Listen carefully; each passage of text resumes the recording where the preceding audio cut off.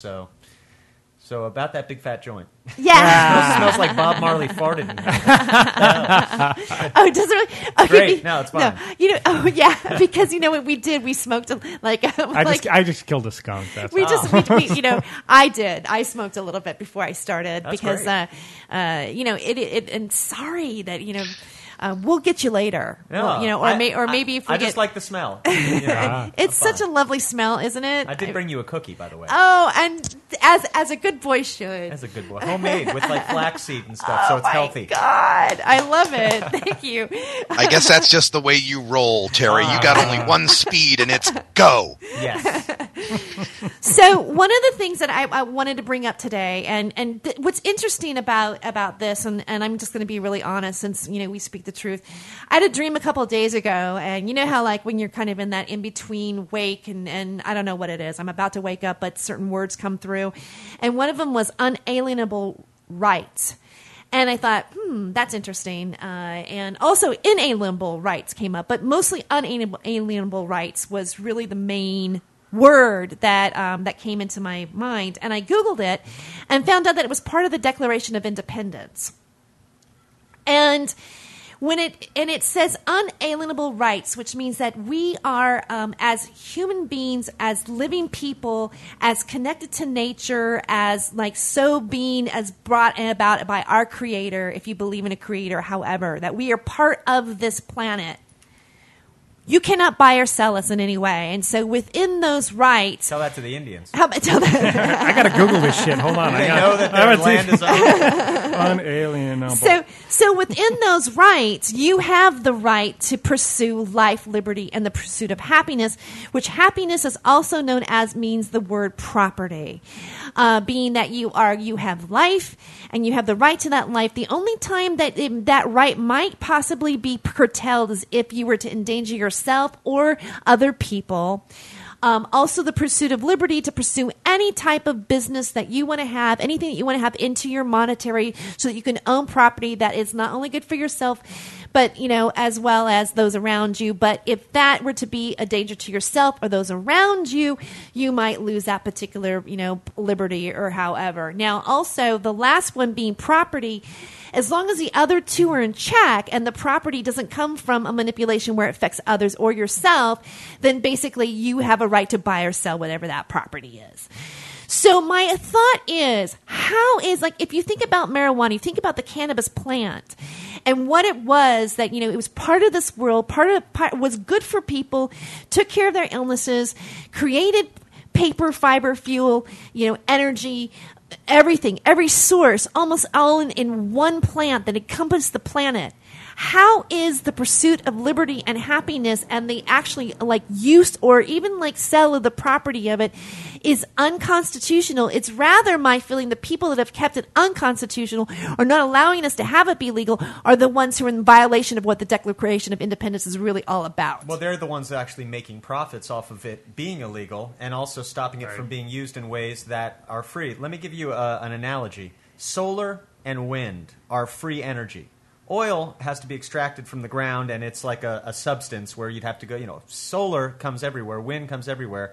Hemp/cannabis is the kind of resource that should be thought about like solar and wind. It's free, and then it's all about delivery systems and usage and different things, and people can make tons of products using them. If somebody makes solar panels, if somebody, makes some new solar array that supercharges the sun, if somebody makes new wind turbines or whatever, somebody makes new methods to utilize hemp or whatever, it should be thought of in the same way. But since it'll put so many other industries out of business, and you in some ways have to tie it all back to the chemical and pharmaceutical industries, because anything you look at, fertilizers and everything, food additives, it all goes back to chemicals, and then pharmaceuticals, that's medicine. And they look at this as, well, a free medicine. Why would you grow your own? Right. And the chem, and ironically, the chem and the pharmaceutical industries are direct afterbirths of the petroleum industry. Sure, DuPont. You mine that mineral, you get those You get different types of chemicals. You distill it out. You pluck it out. You put it together in in new ways. But DuPont, I was waiting for the DuPont. Yeah, that's right. DuPont and their nylon scheme. I'm sure every pothead out there knows what we're talking Hearst about. and paper. Right. So we're mainly witnessing how it was taken away from us from special interest, other group who wanted to dominate the market. Well, it's something that needs no middleman. And anybody knows that good business means you be a middleman between the product and the consumer so you can make your cut. You get out. Skim. Yeah, no rentier class. No. So, Russ, do you have any thoughts on this right now?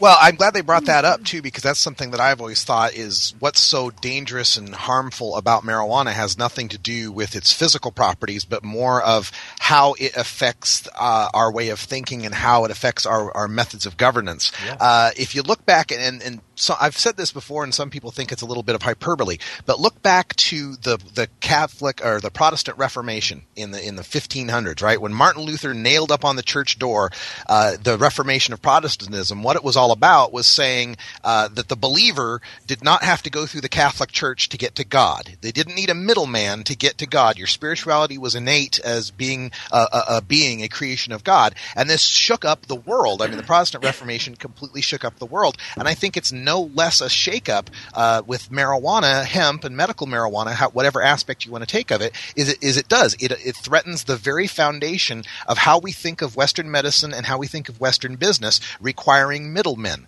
The person can do it for themselves between them and nature, and that scares the hell out of corporate business. And the church wants to be the middleman between the soul and what they call God. Right.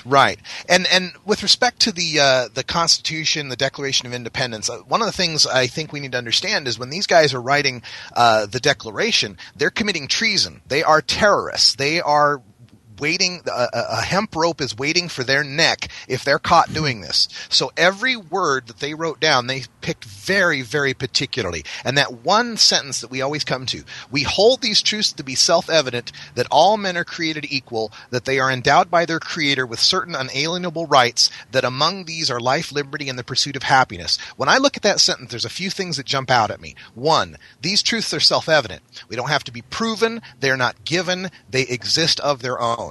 Number two, endowed by their Creator. They were very specific in picking the word Creator and not God, the Lord, or Jesus. It was Creator. And then three, that among these are life, liberty, and the pursuit of happiness. Life, liberty, and the pursuit of happiness are not the final list. Those are three things among many things that are unalienable rights. And I think one thing that bolsters that point is when we get to the 10th Amendment and it says the powers not delegated to the United States by the Constitution nor prohibited by it to the states are reserved to the states respectively or to the people. Or to the people is the catch-all of the Founding Fathers saying in a free country, all things are legal until you can prove that they need to be restricted. We have freedoms until you can show there is some sort of harm from making things illegal. And the fact that they didn't put hemp growing into the Constitution or into the Declaration of Independence is because that was such an obvious unalienable right. I mean, it was a country full of hemp farmers, that they wouldn't have ever thought to put that. Who would ever think to ban hemp farming? Wasn't it written on hemp paper? Yeah, it was. I mean, come on. Yeah. And on a side note, somebody I was talking to earlier, I remembered that George Bush Sr.'s life was saved in World War II by a hemp parachute. So, hemp's got its good and bad points. That is perfect. That's great. But, the states or the people, does that mean that if the states don't claim rights, the people have them? That's right. Mm-hmm. I mean, if the states don't say, something is illegal, does that mean the people can say, oh, it's legal? They can. Yeah, absolutely. Well, there was something that Johnny Dan was saying today that I thought was interesting. He believes that that the United States is going to split up. That the states are going to become they're just going to become. We're all going to separate from each other. I've thought that. I've thought a lot, even from, in the 80s when I was coming up through high school and early college, I've often thought that the future of the United States might look a lot like the future of the Soviet Union in that we will become Balkanized. We'll have the Great Lakes region, the Pacific Northwest, California will go north and south. There'll be the New England states, the New South. I've thought of that many times. I don't want to see it happen, but I've thought it could happen. Or do we just peel off Texas? Yeah. You can get rid of Alabama. Though, look at the history. Those that don't learn their history are doomed to repeat it. The Soviet Union went into Afghanistan, the graveyard of empires, and the next thing you know, they're bankrupt and they're broken up into all these different countries. The United States is following that same path. Interesting. Yeah, it's an interesting idea. It makes me wonder if, like, the Declaration of Independence is like we are not even living that reality right now at all. That our country has been completely led in the opposite direction, where we would just completely change how we exchange business. What is the value of money? I saw an interesting movie called Zeitgeist Moving Forward, and it mainly like created an entirely different new world that really did not even need to have money anymore at all as how we get along or work together. Well, think about what we were declaring independence from, back in 1776. Ostensibly, it was King George and the British Crown, but really it was the British East India Company. It was corporate powers that we were rebelling against. And what we today would call the fire sector, what they would call the rentier class, the unnecessary economic overhead. In fact, you were very correct in how they chose their words. They chose life, liberty, and not property. They explicitly left that out because it was so controversial. Like, what constitutes property? Those who sustain the property, who grow it, who manufacture it, or some absentee landlord? And so that's what they were rebelling against, this sort of economic, the situation we see now, the economic problems we have with the corruption of the banks and the petroleum companies and Koch brothers. Fucking assholes. Yeah. Okay. Yeah. So, I won't drink Coke anymore. I'm serious. I won't suck cock anymore. Wow. That was a joke. Well, I know, that's not what you said before the show. No, but it's funny that you equate like Coke with cock. I mean, like it has that much power in our society. I'm sorry, but Coke does not compare to cock. All right.